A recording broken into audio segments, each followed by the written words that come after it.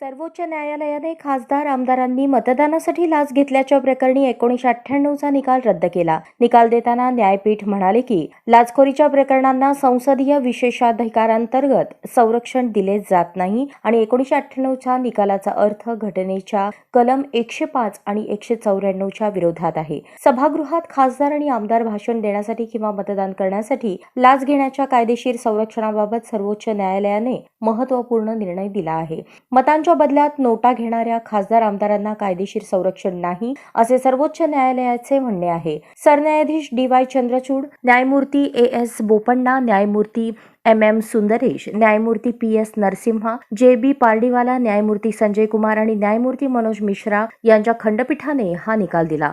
7 न्यायाधीशांनी एकमताने हा निर्णय दिला आहे. निकाल देताना सुप्रीम कोर्टाने म्हटले आहे की मतदानासाठी लाच घेतल्याबद्दल खासदार आमदारांवर कारवाई केली जाऊ शकते. 1998च्या PV नरसिंहराव प्रकरणातील 5 न्यायाधीशांच्या घटनापीठाने दिलेला निर्णय रद्द करण्यात आला आहे. अशा नोटमध्ये खासदार आमदार त्याऐवजी सभागृहात मतदान करणारे आमदार कायद्याच्या कचाट्यात उभे राहतील. केंद्रानेही अशा कोणत्याही शिथिलतेला विरोध केला होता. सुप्रीम कोर्टाने म्हटले आहे की कलम 105(2) किंवा 194 नुसार लाचखोरीला सूट नाही, कारण लाचखोरीत गुंतलेला सदस्य एखाद्या गुन्हेगारी कृत्यामध्ये गुंतलेला आहे जो विधानसभेत मतदान करणे किंवा भाषण करणे आवश्यक नाही. हा गुन्हा जेव्हा खासदार किंवा आमदार लाच घेतात तेव्हा ते पूर्ण होतो. अशा संरक्षणाचे व्यापक परिणाम होतात. राज्याच्या नैतिकतेवर विपरीत परिणाम होतो. लाचखोरीला संसदीय विशेषाधिकारांचे संरक्षण मिळत नाही असे आमचे मत आहे. होय, असे संरक्षण संपले पाहिजे. निकाल देताना खंडपीठ म्हणाले, एक खासदार आमदार इम्युनिटीचा दावा करू शकत नाही, कारण हा दावा सभागृहाच्या